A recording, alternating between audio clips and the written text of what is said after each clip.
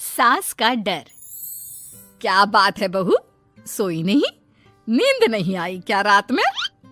हाँ नाना माँ जी, मैं सोई थी, बस नहाकर मैंने पूजा कर दी। आपके लिए नाश्ता बना दूं? सास जो बस 2 मिनट पहले सोकर उठी थी।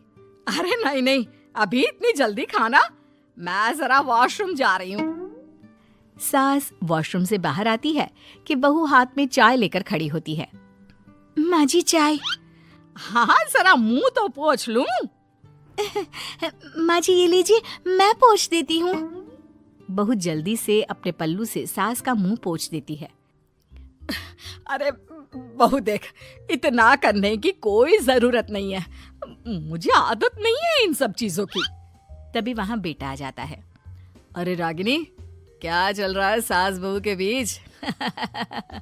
माँ डरा कर रखना अभी से, नहीं तो हाथ से निकल जाएगी।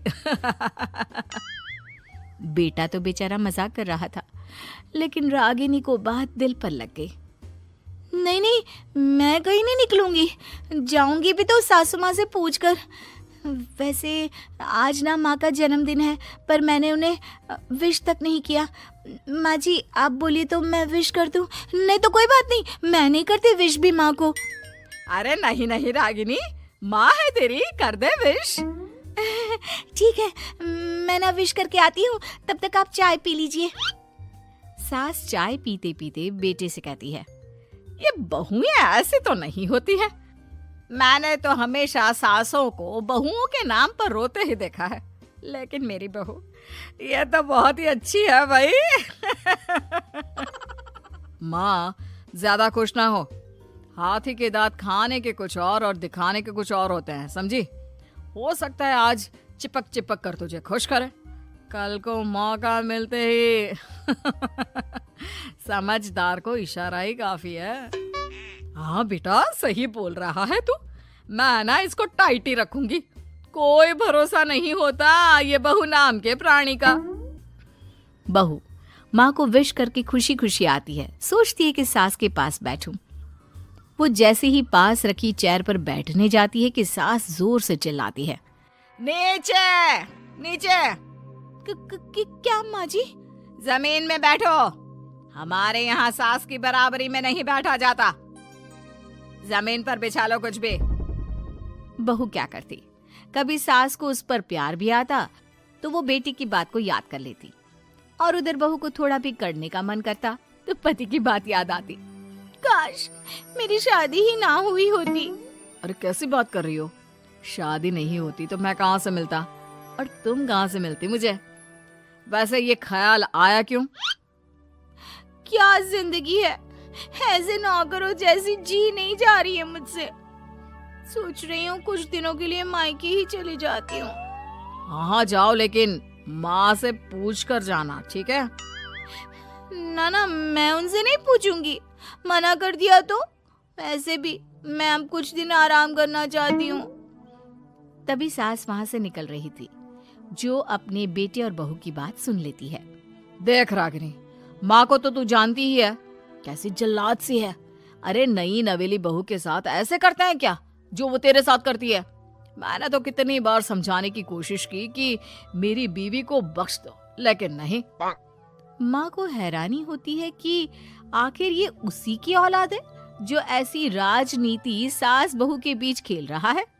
सास वहां से चली जाती है। रागिनी नहीं मानती तो रागिनी का पति सीधा माँ के पास जाता है और उसे सारी बात बता देता है। देख माँ, ठीक है ना, वो जाना चाहती है तो जाने दे, लेकिन बोल देना कि 2 दिन में वापस आ जाए। अरे बेटा 2 दिन क्यों, जब से शादी हुई है घर में लगी रही है, बच्ची ही तो है, जाने दो जब तक मन है। अरे कैसी बात कर रही है माँ, घर की बहू को ज्यादा छूट दोगी तो हाथ से निकल जाएगी। हाँ, सास मन में सोचती है, वाह बेटा मुझसे ही चालाकी, तेरी माँ हूं मैं, अब देख कैसे मजा चखाती हूँ। नहीं नहीं बेटा, इस बार मैं तेरी कोई बात नहीं सुनूंगी। वैसे भी तेरे बोलने पर अब तक बहू के साथ बहुत कुछ गलत कर दिया है मैंने। बहू भी सास और पति की बात सुन रही होती है। मेरे कहने पर?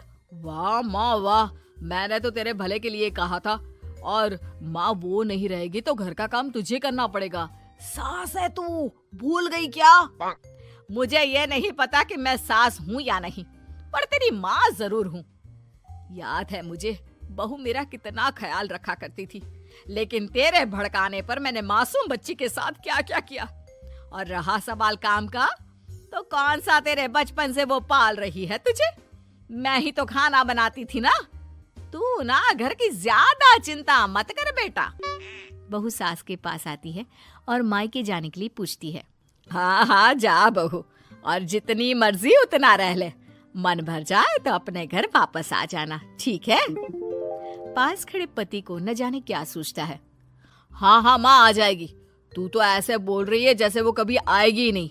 वैसे तेरे तो अब मजे है। क्यों क्यों ऐसा क्या बहू मेरा चैन छीन रही थी?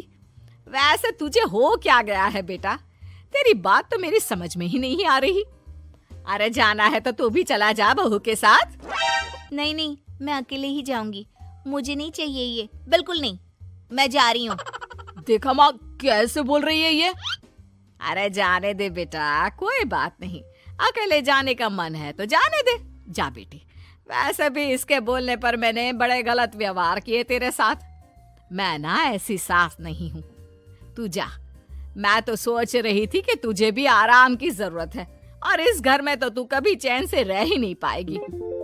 हाँ माँ जी, आज तक तो सास बहू की पॉलिटिक्स सुनी थी, लेकिन ये बेटे और पति की राजनीति समझ में नहीं आ रही। अरे कैसी बात कर रही हो रागिनी? मैंने क्या कर दिया? क्या कर दिया? वो तो छोड़ ही दे बेटा, क्योंकि हम दोनों समझ गए हैं। लेकिन सवाल ये है कि क्यों किया? हाँ और क्या, हर कोई घर में शांति चाहता है, माँ और बीवी के बीच में तालमेल चाहता है, लेकिन आप? हाँ बेटा, बहू तो बेटी की तरह रह रही थी और मैं माँ की तरह। फिर तूने क्यों आग लगा दी दोनों के बीच? वो तो अच्छा है कि मैंने तेरी और बहू की बात सुन ली, तो तेरा असली चेहरा सामने आ गया। देखिए अब तुम लोगों के आगे मेरी हकीकत सामने आ ही गई है तो मैं बता देता हूँ। वो क्या है ना, मुझे डर लगता था कि ये रागिनी अपनी अच्छाई से तुझे मुझसे छीन ना ले। तुझे बेटी का शौक भी था। बहू में तुझे बेटी मिल जाती तो मुझे कम प्यार करती, और उससे ज्यादा, बस इसीलिए। वाह, आपका डर मेरी जिंदगी नर्क बना रहा था। मैं तो चली गोवा रिलैक्स करने। सासू माँ, 2 टिकट है, चले क्या? सास का कायाकल्प। राधा को अपनी सास से बहुत प्यार था। मम्मी जी, आपकी साड़ी कितनी प्यारी लग रही है। काश मैं भी आपके जैसी साड़ी पहन पाती। अरे बेटा, हमारे जमाने में तो साड़ी ही चलती थी। तू क्या करेगी साड़ी पहनकर? दिन भर भागा दौड़ी करती है। साड़ी कंफर्टेबल नहीं फील कराएगी। तू तो ऐसे ही जचती है बेटा। राधा सास को लेकर घूमने जाती, सैर करती और उनसे खूब बातें किया करती थी। एक दिन, अरे राधा और माँ सुनो, अब हम लोगों को बम्बई चलना पड़ेगा। मेरी नई नौकरी वहीं लगी है। अरे वाह माँ, कितना मजा आएगा ना। अरे नहीं नहीं, मैं नहीं जाऊंगी। बड़ा शहर, बड़े लोग, मेरा दिल नहीं लगेगा। अरे माँ, मैं हूं ना आपके साथ। और सारा परिवार बड़े शहर में शिफ्ट हो जाता है। एक दिन, राधा, तू भी अब नौकरी में जाने लगी है। मैं तो बोर हो जाती हूँ। सोच रही हूँ आसपास की औरतों से दोस्ती कर लूँ। हाँ हाँ माँ, और क्या, यहाँ की औरतें तो किटी पार्टी और बहुत सी फन लविंग एक्टिविटी करती हैं। तो बेटा 2-4 फन लविंग से मुझे भी मिलवा देना। बहू सास के साथ बाहर निकलती है तो देखती है कि सास की उम्र की जो औरतें टहल रही हैं, उनका पहनावा ओढ़ावा सास से बिल्कुल अलग है। लेकिन फिर भी राधा एक औरत को रोकती है। Hello aunty, how are you? Oh great darling. Aunty, हम लोग यहाँ नए शिफ्ट हुए हैं।